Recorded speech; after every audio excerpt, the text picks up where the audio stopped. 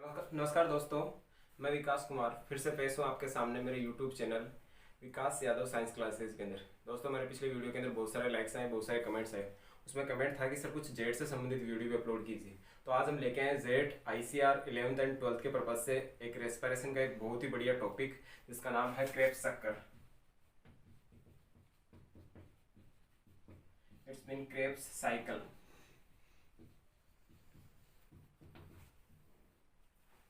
दोस्तों, देखा जाए तो ये सबसे हार्ड टॉपिक होता है बायोलॉजी के अंदर, क्योंकि जो जेट एग्रीकल्चर वाले जो स्टूडेंट्स होते हैं, ICR के जो स्टूडेंट्स होते हैं, उसको अच्छी तरह समझ नहीं पाते। तो बायोलॉजी के इस टॉपिक को आज अपन स्टार्ट करते हैं। सबसे पहले इसकी जनरल इन्फॉर्मेशन बात कर लेते हैं। सबसे पहले इसकी डिस्कवर जो है, खोजकर्ता जो है, इसका जो प्रतिपादन किया था वो किया था एक हैंस क्रेब्स तथा वुड नाम के वैज्ञानिकों ने। दो वैज्ञानिक थे, हैंस क्रेब एंड वुड। इन्होंने है कबूतर की मांसपेशियों में चक्र की खोज की। वापस बोल रहे हैं, सबसे पहले हैंस क्रेब्स व वुड ने कबूतर की मांसपेशियों में क्रेब्स चक्र की खोज की थी। अच्छा, बात करते हैं, इन्होंने इसे TCA नाम दिया था, ट्राई कार्बोक्सी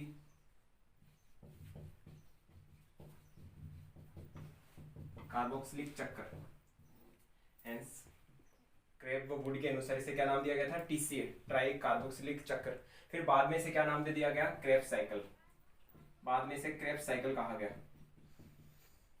क्रेब्स चक्कर कहा गया। दोस्तों, आपको एक इंपॉर्टेंट बात बता दूं, क्रेब्स साइकिल जो होता है अपने श्वसन के अंदर, श्वसन के अंदर वायवीय श्वसन, और वायवीय श्वसन के अंदर एक इंपॉर्टेंट टॉपिक आता है अपना, यहां से स्टार्ट होता है श्वसन, ग्लाइकोलाइसिस।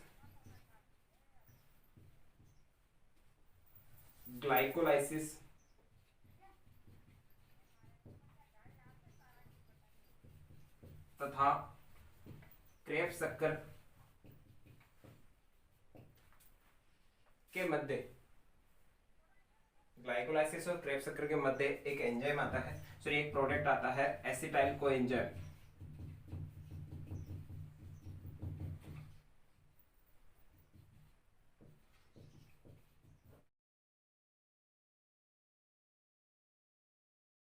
तो इस टॉपिक के लिए अपन सबसे बेस्ट है एक ट्रिक याद कर लें। ये ट्रिक जो है आपको ये पूरा का पूरा टॉपिक याद रखने में मदद करेगी। दोस्तों, अपनी ट्रिक है, यहां से बात करता हूं। ट्रिक है अपनी, ट्रिक है सबसे पहले पापा पापा ऐसे नींबू लाए। सबसे पहले अपने ट्रिक के अंदर वर्ड है पापा ऐसे नींबू लाए। इसके बाद में है अपना सिस्टर ने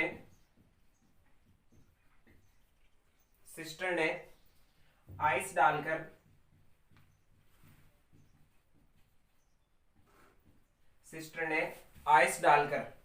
अपनी ट्रिक है आगे वापस बोलते हैं, फिर रिपीट कर लेता हूं मैं। पापा ऐसे नींबू लाए, सिस्टर ने आइस डालकर ऑरेंज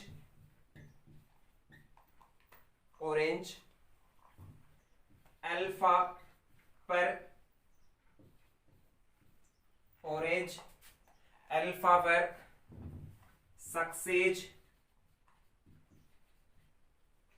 को पाया।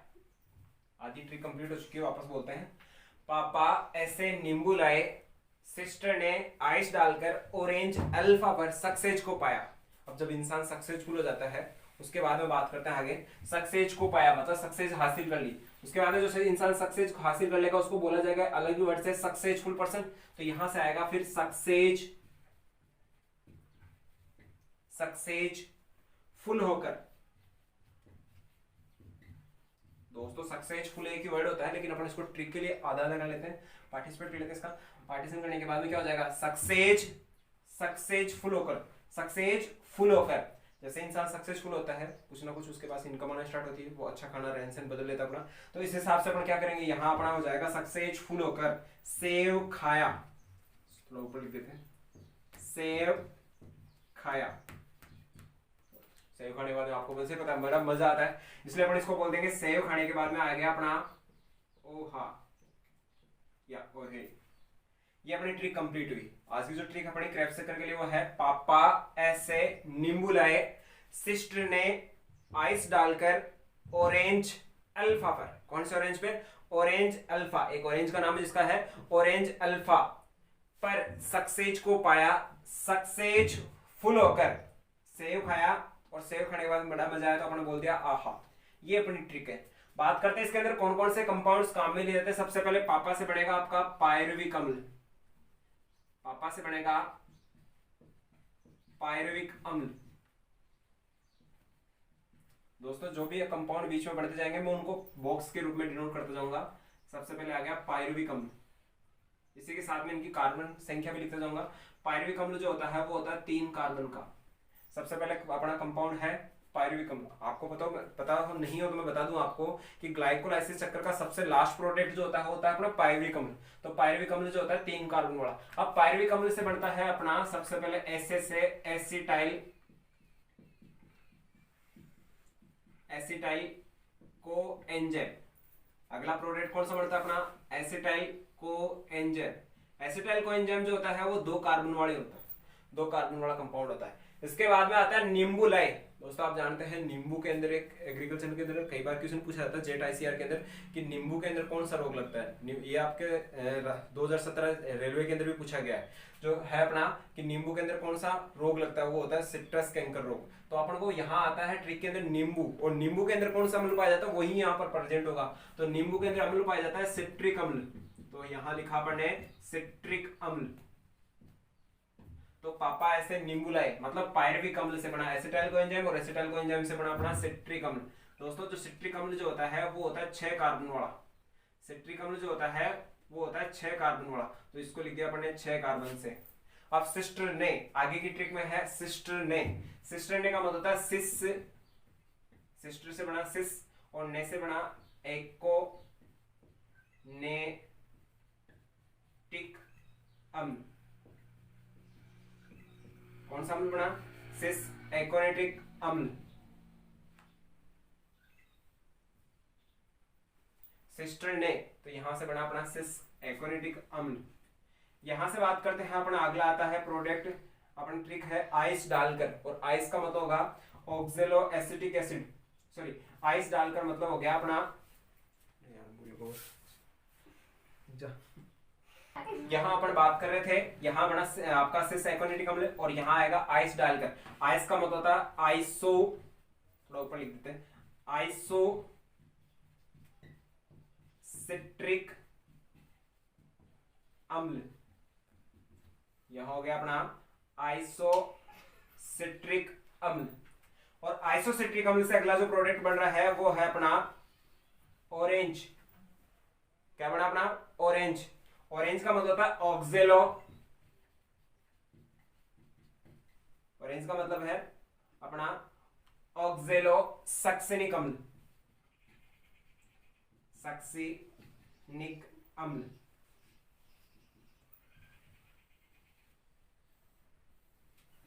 जितने भी प्रोडक्ट बन रहे हैं उनको बॉक्स के रूप में शो कर रहे हैं। तो यहां से बात करते हैं ये 6 कार्बन वाला प्रोडक्ट है, ये भी आपका 6 कार्बन वाला प्रोडक्ट है, ये भी आपका 6 कार्बन वाला प्रोडक्ट है, और ये जो आपका है ये भी आपका 6 कार्बन वाला प्रोडक्ट है। इसके बाद में जो अपना बनता है वो बनता है अल्फा पर, आइस डालकर ऑरेंज अल्फा पर।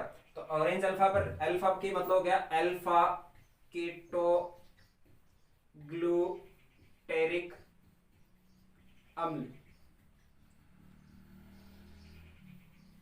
यह कंपाउंड बना अपना अल्फा कीटो ग्लूटेरिक अम्ल।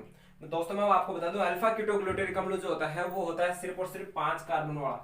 कितने कार्बन वाला, ये कीजिए 5 कार्बन वाला। इसके बाद आता है अपना अल्फा पर सक्सेज को पाया, और सक्सेज का मतलब होता है सक्सिनाइल, सक्सिनाइल को एंजाइम। कौन सा कंपाउंड बना, सक्सिनाइल को एंजाइम।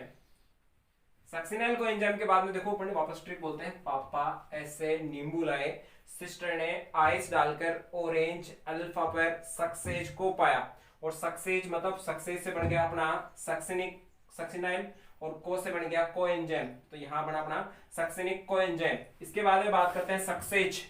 अगला था अपना सक्सेज फुल होकर, तो वो वर्ड अपन ने बोला था पहले भी आपको कि सक्सेज फुल होकर, वर्ड को दो टुकड़ों में तोड़ दिया तो सक्सेज का मतलब तो हो गया सक्सेज, सक्सेनिक अम्ल, सक्सेनिक अम्ल। सक्सेज हो गया अपना सक्सेनिक अम्ल। और इसके बाद में है फुल होकर, फुल से बना यहां पर फ्यूमेरिक अम्ल, फ्यूमेरिक अम्ल,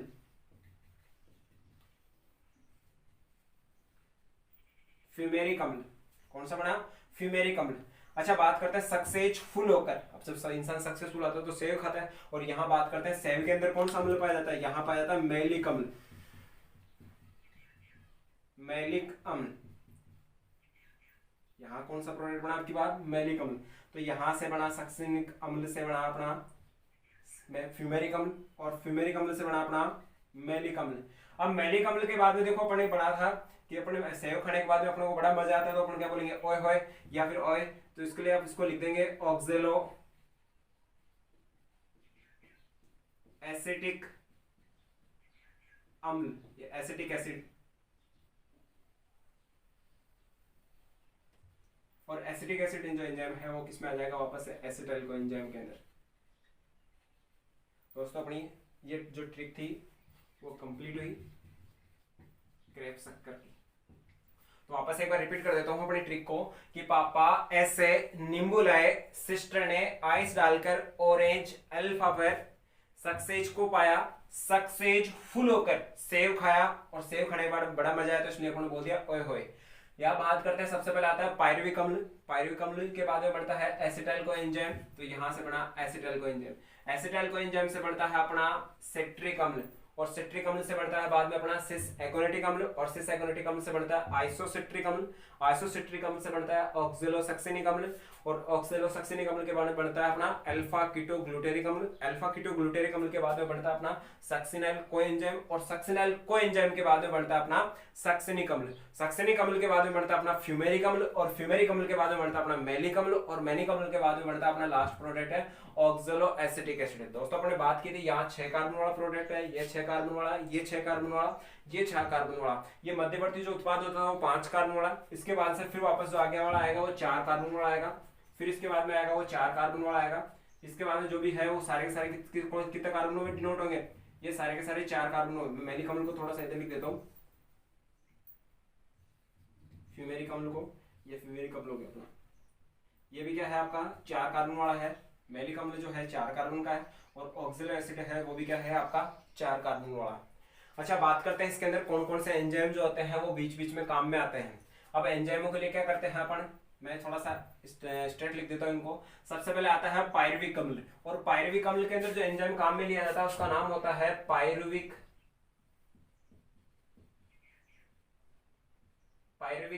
डिहाइड्रेनीजेज। एक एंजाइम है जिसका नाम है पायरुविक डिहाइड्रेनीज एंजाइम। ये पायरुविक डिहाइड्रेनीज एंजाइम क्या करेगा? पायरुविक अम्ल को किसमें कन्वर्ट कर देता है? एसिटाइल को एंजाइम में। दोस्तों याद रखिए, जहां पे भी डिहाइड्रेनीजेज वर्ड आता है, जहां पे भी डिहाइड्रेनीजेज वर्ड आता है वहां पर क्या होता है? वहां पर NAD कन्वर्ट हो जाता है NADH2 के अंदर।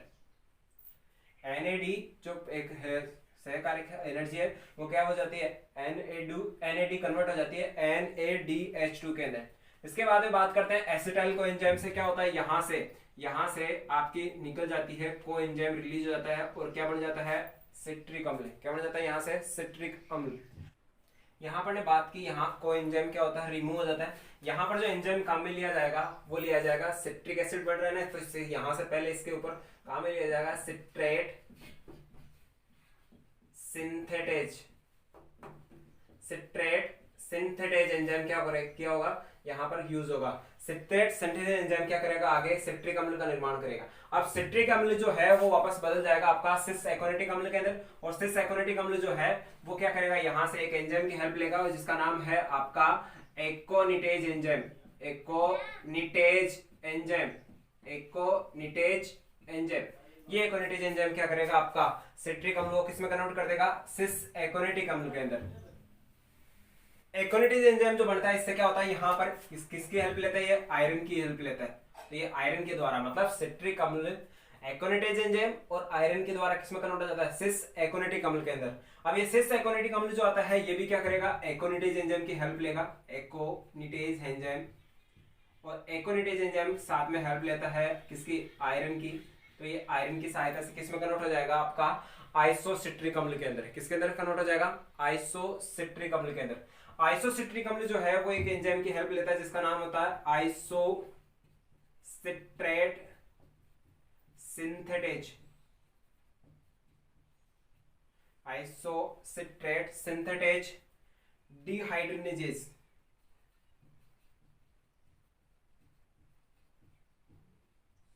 एक एंजाइम की हेल्प लेगा जिसका नाम है आइसोसिट्रेट सिंथेटेज डिहाइड्रोजिनेज एंजाइम। दोस्तों मैंने कहा था आपको डिहाइड्रोजिनेज जब भी वर्ड आता है आपका, ये रहा डिहाइड्रोजिनेज जब भी वर्ड आता है क्या होगा, Na2 कन्वर्ट हो जाएगा आपका NaDH2 के अंदर। ये 2 मोल के रूप में रहते हैं, तो यहाँ पे भी क्या हो जाएगा आपका, यहाँ से क्या होगा NAD जो 2 मोल के रूप में है ये कन्वर्ट हो जाएगा NaDH2 के रूप में कन्वर्ट हो जाएगा। मतलब NAD से क्या बन जाएगा, NaDH2 बन जाएगा। आगे बात करते हैं ऑक्जेलोसक्सिनिक अम्ल। क्या बनता है अगला प्रोडक्ट अपना, ऑक्जेलोसक्सिनिक अम्ल। ऑक्जेलोसक्सिनिक अम्ल से देखो दोस्तों यहाँ 6 कार्बन वाला जबकि यहाँ 5 कार्बन वाला, तो यहाँ पर क्या होता है डी कार्बोक्सिलेज होता है, डी कार्बोक्सिलेज,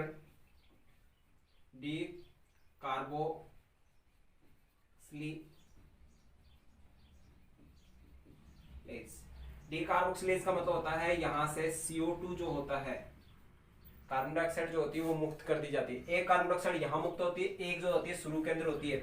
यहाँ पर अपन बात कर ले, यहाँ से CO2 रिलीज होती है, यहाँ से पायरुविक अम्ल से जब एसिटाइल कोएंजाइम बनता है तो यहाँ से कार्बन डाइऑक्साइड मुक्त होती है, और दूसरा यहाँ पर डीकार्बोक्सिलेज के द्वारा क्या होती है, यहाँ पर भी कार्बन डाइऑक्साइड मुक्त हो जाती है। तो यहाँ 6 कार्बन वाला जो था वो किसमें आ जाता है, 5 कार्बन में आ जाता है। ये 5 कार्बन वाला यौगिक हो गया वो मध्यवर्ती उत्पाद है, अल्फा कीटोग्लूटेरिक अम्ल।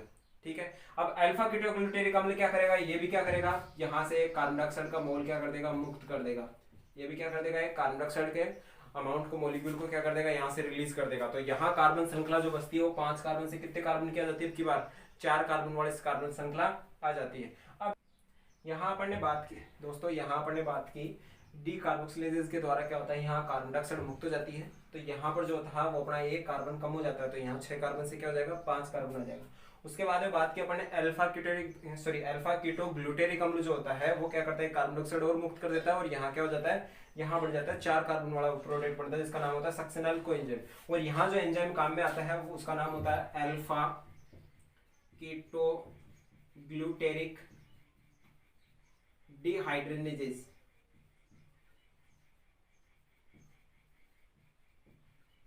एक एंजाइम वापस से फिर से यहाँ काम में आता है जिसका नाम होता है अल्फा कीटोग्लूटेरिक डिहाइड्रोजिनेज एंजाइम।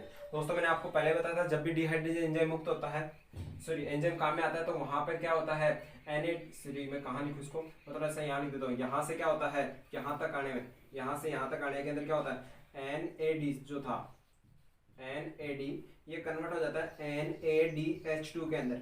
जब भी डिहाइड्रोजिनेज एंजाइम आएगा क्या हो जाएगा, NAD से क्या हो जाएगा, NADH2 बन जाएगा। अच्छा बात करते हैं यहाँ से सक्सेज को पाया। सक्सेज जो था वो अपना हो गया सक्सिनाइल कोएंजाइम। अब सक्सिनाइल कोएंजाइम जो है 4 कार्बन वाला, और अगला क्या है सक्सिनिक अम्ल है वो भी क्या है 4 कार्बन वाला। तो सक्सिनाइल कोएंजाइम से बनता है अपना सक्सिनिक अम्ल, और इसके लिए क्या आता है, एक एंजाइम काम में आता है जिसका नाम होता है सक्सिनेट थायोकाइनेज।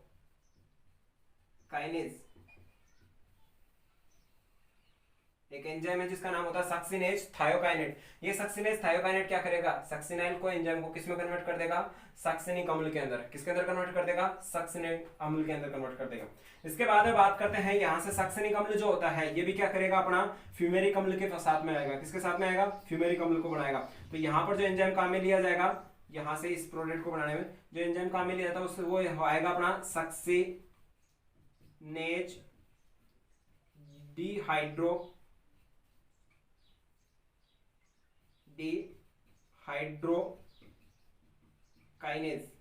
डिहाइड्रोलिजेज। सक्सिनेज डिहाइड्रोजिनेज एंजाइम क्या होगा यहाँ पर यूज होता है। जैसे मैंने कहा था आपको डिहाइड्रोजिनेज एंजाइम है, लेकिन यहाँ पर आपको ध्यान रखना है यहाँ बढ़ रहा है फ्यूमेरिक अम्ल। तो फ्यूमेरिक अम्ल की कंडीशन में क्या होता है, यहाँ से FAD से यहाँ एक विशेष कंडीशन आती है जिसके अंदर क्या होता है FAD से बन जाता है FADH2। जब भी मैंने पढ़ा था डिहाइड्रोजिनेज एंजाइम काम में आए, वहां से बनता है अपना NAD से, कहाँ गया वो, NAD से अपना बनता है, ये लिखा हुआ था NAD से बनता है NADH2। लेकिन यहाँ क्या होगा, यहाँ जब फ्यूमेरिक अम्ल आता है इसका मतलब फ्यू से है, तो फ्यू का मतलब F से रखा जाएगा, तो FAD से क्या बन जाता है FADH2 बन जाता है। यहाँ से इसके बाद में क्या होता है सक्सेज फुल होकर, और सक्सेज फुल मतलब फ्यूमेरिक अम्ल, और फ्यूमेरिक अम्ल जो होता है वो बदल जाता है मैलिक अम्ल के लिए, तो इसमें आएगा फ्यूमेरेज एंजाइम। फ्यूमेरेज एंजाइम, यहाँ पे एक एंजाइम काम में आ जाएगा जिसका नाम होगा फ्यूमेरेज, आप सिंपल भी लिख सकते हैं इसको, फ्यूमेरेज एंजाइम काम में आएगा। ये फ्यूमेरेज एंजाइम जो आता है यहाँ पर, ये क्या करता है, ये बदल देता है अपना, एक आता है वर्ड GDP, ग्वानोसिन डाइफॉस्फेट, और ग्वानोसिन डाइफॉस्फेट कन्वर्ट हो जाता है ग्वानोसिन ट्राइफॉस्फेट के अंदर। GDP कन्वर्ट हो जाता है किसमें, GTP के अंदर। तो क्या होगा, ग्वानोसिन डाइफॉस्फेट बदल जाता है GTP के अंदर, ग्वानोसिन ट्राइफॉस्फेट। ये जो था ये भी दो मॉलिक्यूल के रूप में रहेंगे। आगे आता है मैलिक अम्ल, जो था जो सेव था पढ़ने, मैलिक अम्ल जो बोला था, ये मैलिक अम्ल बदल जाता है ऑक्जेलो एसिटिक अम्ल के अंदर। यहाँ जो एंजाइम काम में लिया जाएगा वो लिया जाएगा ऑक्जेलो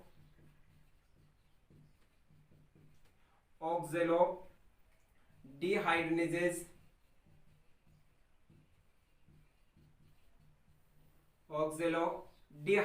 एंजाइम।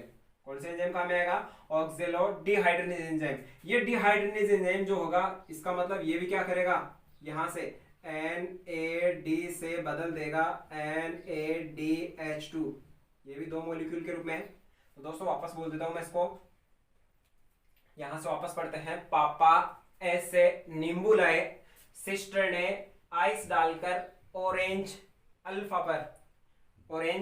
पर सक्सेज को पाया, सक्सेज फुल होकर सेव खाया, और सेव खाने के बाद अपने को मजा आया इसलिए अपने क्या लिख दिया इसको ओए होए।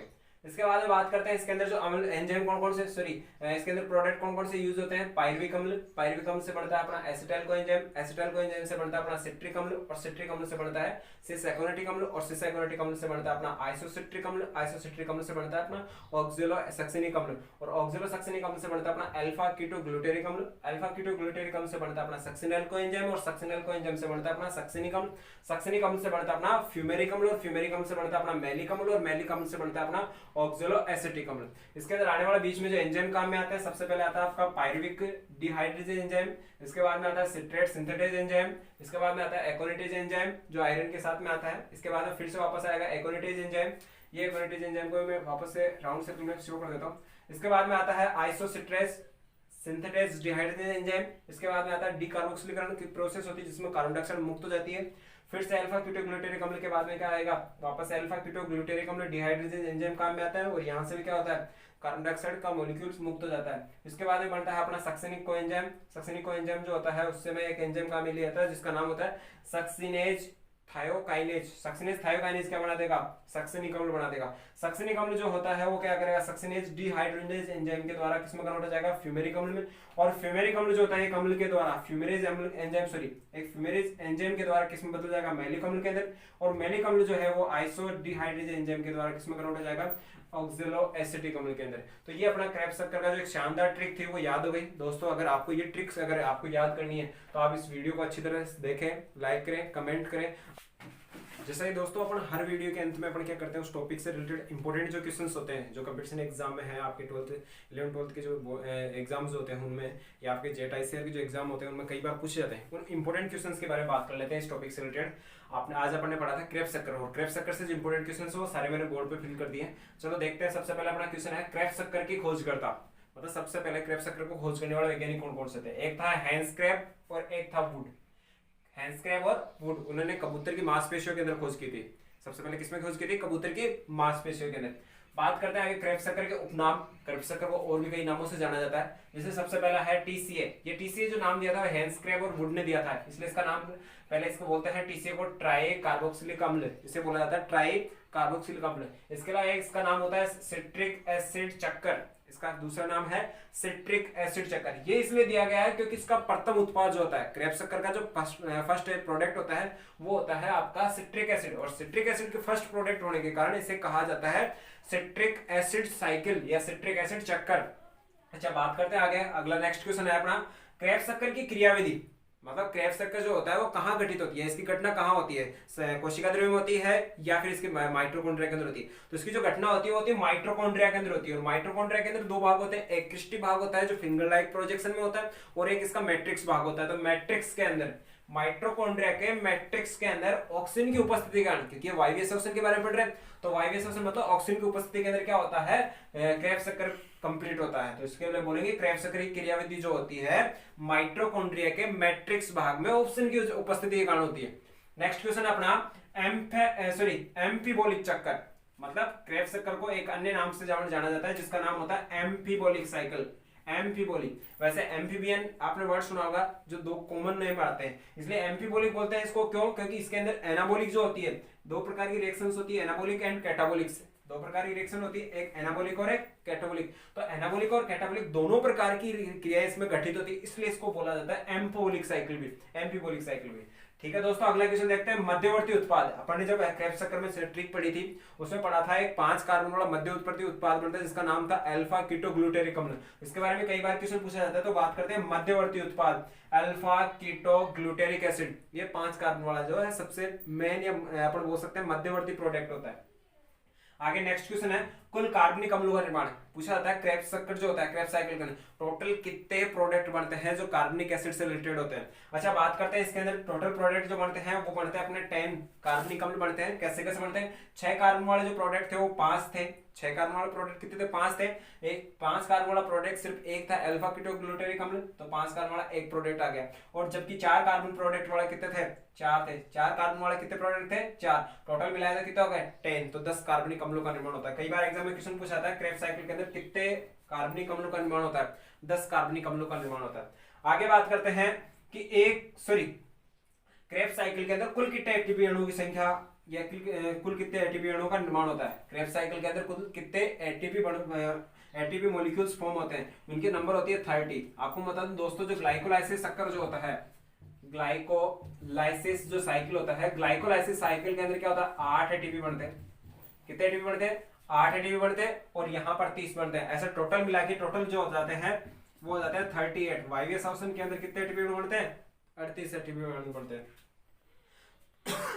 अगला है 8th क्वेश्चन है एक पायरुविक अम्ल के द्वारा, क्योंकि फर्स्ट प्रोडक्ट क्या होता है, ग्लाइकोलाइसिस का लास्ट प्रोडक्ट अपना पायरुविक अम्ल है, तो पायरुविक अम्ल मतलब एक पायरुविक अम्ल से कितने एटीपी अणुओं का निर्माण होता है? वो होता है 15 एटीपी अणु। कितने एटीपी अणुओं का निर्माण होता है? 15 एटीपी। तो अभिक्रिया से स्टार्ट करने के लिए, क्रेब्स शक्कर स्टार्ट करने के लिए 2 पायरुविक अम्लों की आवश्यकता होती है, इसलिए टोटल हो जाते हैं फिर 30 एटीपी अणु। अच्छा, अगला क्वेश्चन की बात करते हैं। कुछ फुल फॉर्म थी बीच में, अपने ट्रिक की वजह से स्पेस कम था इसलिए अपन नहीं बता पाए, लेकिन अब बताते हैं एक साथ सबको। फर्स्ट फुल फॉर्म अपनी NADH2। NADH2 की फुल फॉर्म होती है निकोटिनेमाइड। N का मतलब निकोटिनेमाइड, A का एडेनिन, D का होता है डाई न्यूक्लियोटाइड। डी का मतलब डाई न्यूक्लियोटाइड, और जो हाइड्रोजन है वो ये रिड्यूस अमाउंट के रूप में लिया जाता है, तो आप इसको हाइड्रोजन बोल सकते हैं। आगे जो आता है एक आता नेक्स्ट नेम आता है FADH2। F का मतलब होता है इसमें फ्लेविन, F का मतलब है फ्लेविन। फिर आगे है थोड़ा सा सिमिलर रहेगा, A का मतलब होगा एडेनिन, D का मतलब डाई न्यूक्लियोटाइड, और लास्ट में हाइड्रोजन डिनोट कर देंगे। एक जो आता है GDP और एक आता है GTP। एक आता है GDP और एक आता है GTP। GDP का मतलब होता है guanosine, GDP guanosine diphosphate, guanosine diphosphate. अगर GTP आता है तो क्या बन जाएगा? Guanosine triphosphate, guanosine triphosphate. अच्छा, लास्ट है अपना ATP, adenosine triphosphate, adenosine triphosphate. ऐसे ही अगर एक वर्ड आए ADP तो क्या बन जाएगा? Adenosine diphosphate. दोस्तों आज का जो अपना वीडियो था वो कंप्लीट हुआ। आप अगर यदि आपको ये वीडियो बहुत ही अगर पसंद आया है तो आप इसे लाइक करें, कमेंट करें, अपने जो फ्रेंड्स हैं उनको शेयर करें। और इस टॉपिक से संबंधित अगर आपको किसी भी प्रकार की प्रॉब्लम आती है, कोई क्वेश्चन आपको पूछना है, तो आप कमेंट बॉक्स में अपना क्वेश्चन सेंड कर सकते हैं, मैं आपको वहां पर रिप्लाई कर दूंगा। बाकी आप मिलते रहिए हमारे नई वीडियो के साथ में। जय हिंद, जय भारत।